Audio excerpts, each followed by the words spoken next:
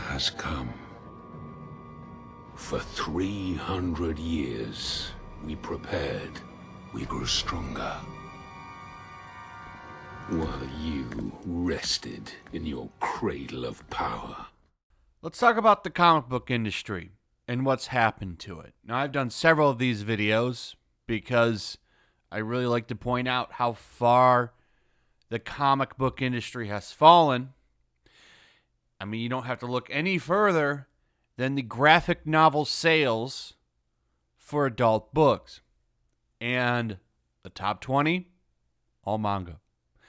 This happened in May, and it happened in April, and I think it's a safe bet it will probably happen in June as well. But let's go to a different topic. Let's talk about piracy. Okay? Comics, movies, video games, manga, anime. It happens to every form of entertainment.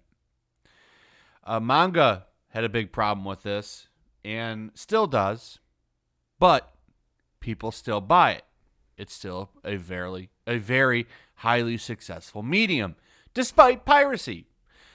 There's enough people buying the books that it kind of works out. Not just the books, they buy the merchandise, stuff like that. It helps take care of things.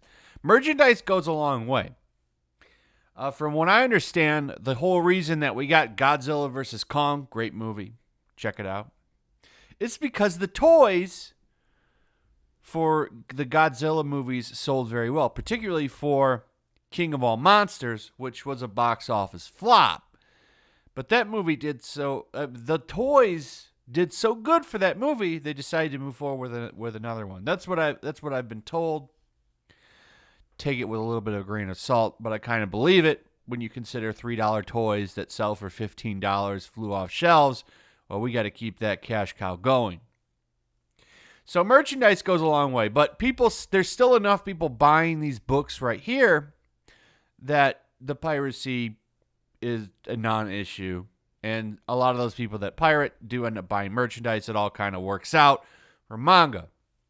And however, it doesn't work out very well for the comic book industry. And now you've got creators coming out and begging people not to pirate them.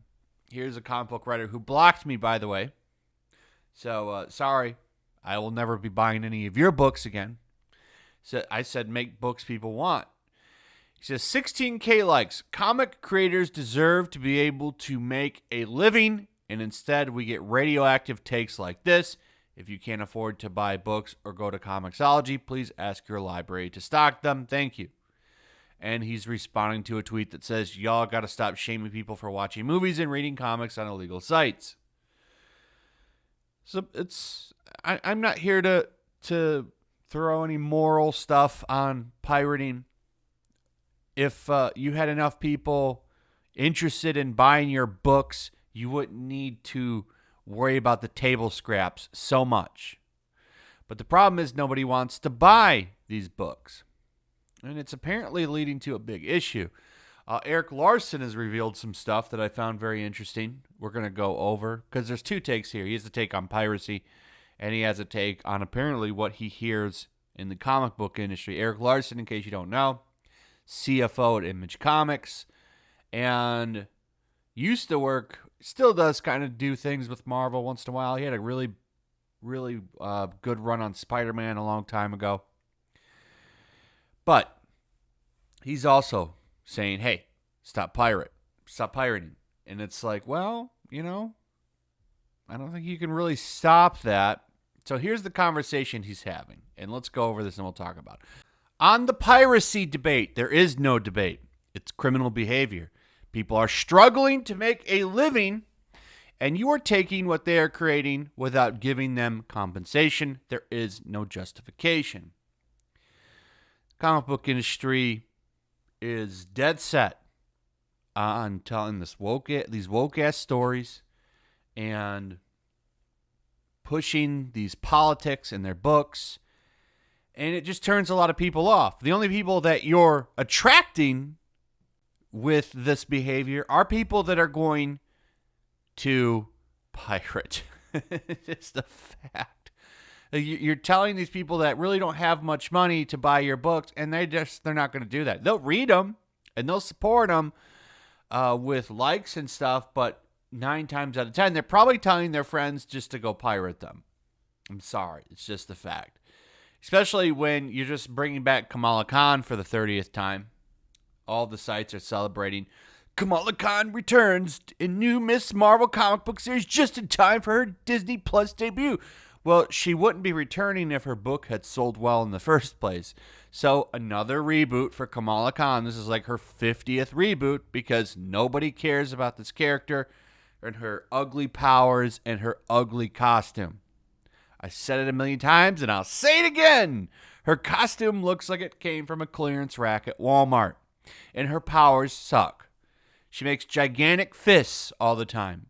Literally, the one power no woman wants. What woman wants gigantic hands? It's literally the stupidest power. And I hear when she goes to Marvel, the MCU, she's not going to have this power. She's going to have some technology that makes her bigger. Already making the character better for the MCU. Getting rid of this stupid Inhuman origin too. That's a smart move. So this was his first tweet. And then this guy comes in and says, where do you draw the line for bloated cross-title blatant cash grab stories that Marvel consistently pulls with their main titles though? Look at X of Swords from last year. Is it fair to expect a kid who is reading X-Men to buy 22 extra comics, 100 plus, over 3 months? This guy has a fair point here. This is something that Marvel does all the time. Constantly tying books together, making it so you can't just read your one. You know, I like just reading one book. I don't like to read crossover titles so much anymore because most of the time they're shit, especially when it comes to Marvel. So if I'm reading Amazing Spider-Man, I'd like to just be able to read Amazing Spider-Man and not 30 other Spider-Man books. Well, X-Men have decided to pretty much make all of their books talk together. You really can't read X-Men without reading pretty much all of the books. It's expensive.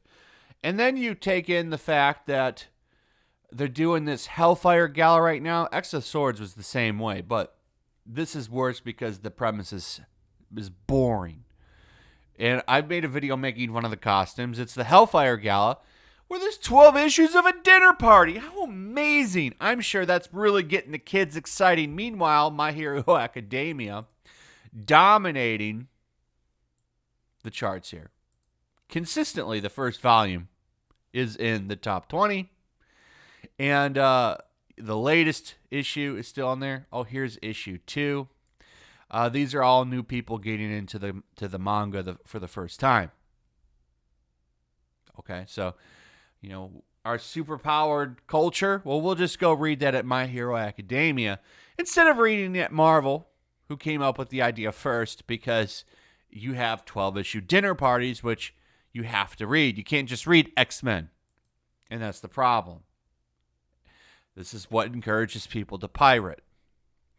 But Eric Larson says there's nothing about it which entitles you to own it. If it's too expensive, don't buy it. Well, how about you make better books that make me want to buy it? It's less of a problem of entitlement as it is a problem of a corporate assumption that all consumers are able to withstand that rate of content. Imagine a landlord giving notice that the next 2 months you have to pay them 7 times as much as usual to keep your apartment. Eric Larson responds, these companies are floundering and failing. The threat from upstairs is that they'll go to all reprints and stop producing new material. They are doing everything that they can to stay alive. If you can't afford it, do without. Now, this is an interesting comment here, and we'll come back to this. Of course, I do agree with everything you're saying. Stealing from artists and creators is wrong. In all scenarios, it was just a specific instance that came to mind when a company's decision made me scratch my head because it almost inherently begets pirating. And this guy's absolutely 100% right. Okay. 100% right. I'm not condoning or dismissing pirating. I'm not saying it's okay. I'm not saying it's not right. Do what you want to do. I'm not your dad. I'm not telling you what to do. I will say an industry that runs on cash-grabbing comics and rebooting properties that never work.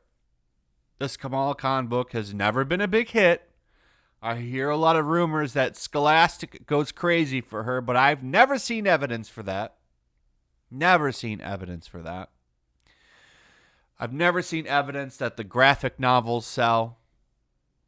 I don't believe this character is a success or a hit. They literally just push her because of identity politics. That's it. That's the only reason. And then you say, oh, these new companies are floundering and failing, or these companies are floundering and failing. Well, no shit. They're floundering and failing. They constantly push identity politics. They constantly push, woke ideologies all over the place in all of their books. And then you tell me they're floundering and failing? Wow, what a shocker. That $5 books that are full of identity politics are failing. But what do these companies do? What does the comic book industry do? They double down, they triple down, they quadruple down on all this woke nonsense. And now they're failing. And according to Eric Larson, threatening to go to reprints.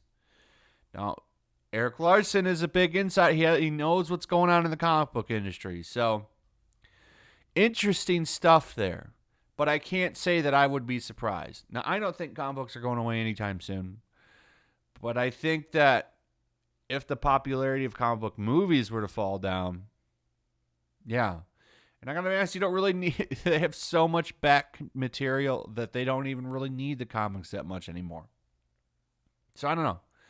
We'll see. Interesting stuff. You cannot deny that, people are moving to Japanese stories, and I don't blame them.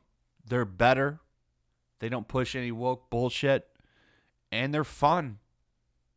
You reap what you sow, man. Anyway, that's pretty much it. Let me know what you guys think about all this in the comments below. Also, if you would please like, subscribe, share the video. Make sure you're still subscribed. Hit that notification bell, and I'll see you guys on the next one. Peace. Also, if you want to help support the channel, check out my Teespring store. There's a link in the description. You can find some merchandise in there that you might want to check out. Also, take a moment. Make sure you're still subscribed to the channel. There's something going on right now, and they've been unsubscribing people. So just take a second and double check on that, and subscribe if you're new. After credits comment here, I would also like to point out, Eric Larson, that many comic book creators in the West have spent the past couple of years telling me that if you don't like my politics, don't buy my books, or to literally F off and blocking me and all this stuff. I don't feel too bad for them. Anyway, peace.